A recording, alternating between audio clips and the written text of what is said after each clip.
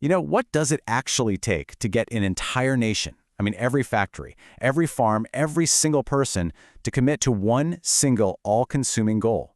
Well, in this explainer, we're going to break down how World War II became a total war, a kind of conflict that mobilized societies on a scale nobody had ever seen before, and yeah, it changed the world forever. So, to really get a handle on this era, we have to start with this one key concept: total war. See, this wasn't just a fight between armies on some distant battlefield. No. This was a conflict that was bigger in every single way than World War I. It meant mobilizing entire economies, and it meant that, for the first time, civilian populations became direct targets of the war machine. All right, so here's our game plan. We'll kick things off with the propaganda that really fueled the fight. Then we'll compare the big ideologies that were clashing. We're also going to look at the heavy price paid when it came to civil liberties. And finally, we'll trace the absolutely terrifying evolution of destruction that really came to define this war. So, it's a huge question, right? How do you get millions of people ready for the incredible sacrifices of war? Well, a key tool for every single government involved was a powerful and totally pervasive propaganda machine. And believe it or not, there was a kind of universal playbook. The goals were simple, and they were brutally effective. First up, ignite nationalism. Get everybody to rally around the flag. Step 2, demonize the enemy. You have to frame it as a simple battle of good versus some kind of ultimate evil. And third, you have to cultivate fear, and not just fear of the enemy, but fear of what might happen if you didn't fully support the war. But here's the thing. While every nation was using propaganda, how they actually mobilized their people and their economies, well, that depended entirely on their core beliefs, on their ideologies. And the differences there, they were absolutely profound. And this slide, this really lays out those stark differences. I mean, just look. You had the fascist powers, where the state was literally everything, so they could mobilize incredibly fast by using horrific forced labor from the peoples they conquered. Then you have the Soviet Union, already a totally centralized state, which just cranked up its existing 5-year plans, putting what were called brutal and unflinching demands on its workers. The Democrats, though, they had a totally different problem. They had to persuade their citizens, framing the whole thing as a people's war for freedom. Even among the Allies themselves, the methods were really different.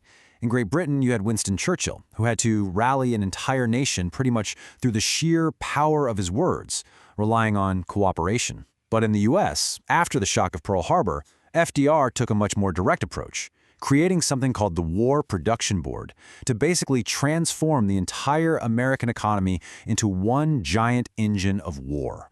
But all this immense pressure to win, it created a fundamental conflict inside the democracies. I mean, think about it. How do you fight a war for freedom while also protecting those very same freedoms back at home? It was a really difficult and sometimes impossible balancing act. And this right here gets to the core paradox of the whole Allied effort. The fight to defend democracy put immense pressure on its own principles. Wartime fears and this demand for total, absolute unity led to some really dark moments, where the very freedoms people were fighting and dying for were actually compromised. I mean, a prime example happened right here in the United States. Driven by fear and suspicion after Pearl Harbor, the U.S. government rounded up over 120,000 people of Japanese ancestry. And get this, most of them were American citizens and forced them into internment camps. It was a profound betrayal of the country's own ideals. Now, it is absolutely critical to draw a line here. What happened in the U.S. has to be clearly distinguished from what was happening in Nazi Germany. This wasn't a case of wartime security measures gone wrong. For the Nazis, this was the central purpose of the state. Their ideology of racial purity was literally built on destroying freedom and life itself, a path that led from discriminatory laws to ghettos and ultimately to the unimaginable horror of the Holocaust. The war didn't just mobilize societies in new ways, it also unleashed totally new forms of destruction. Military tech and strategy evolved at a terrifying pace, and that line between soldier and civilian got more blurred than ever before. So early in the war, Germany's Blitzkrieg, or Lightning War, was just devastatingly effective. It completely sidestepped the slow, grinding trench warfare of World War I, using coordinated speed and overwhelming force to get these rapid, shocking victories. But as the war dragged on, the tactics got even more brutal. Firebombing was a deliberate strategy to create these massive, uncontrollable firestorms in cities. The goal wasn't just to destroy factories anymore. It was to terrorize civilian populations and shatter their will to fight. And this escalation of destruction all culminated in the atomic bomb. Developed in secret by the Manhattan Project, this weapon unleashed a power the world had never seen before. The immediate death toll from the bombings of Hiroshima and Nagasaki was just staggering, and it pushed the entire world into the nuclear age. When you lay it all out like this on a timeline, you can really see the relentless escalation of destruction. It starts with new conventional tactics, like blitzkrieg.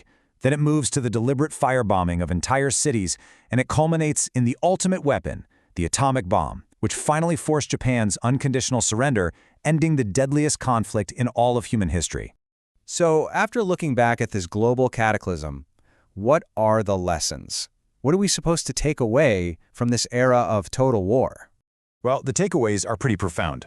World War II wasn't just a bigger war, it was a different kind of war. It showed that modern countries could harness everything, their ideology, their propaganda, and incredible new technology, to completely erase the line between the battlefield and the home front and unleash a scale of destruction that truly changed our world forever.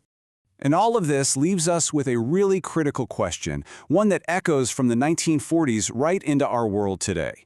In a time of crisis, what is the right balance between national security and our individual liberties? The lessons of the Second World War show us just how high the stakes really are.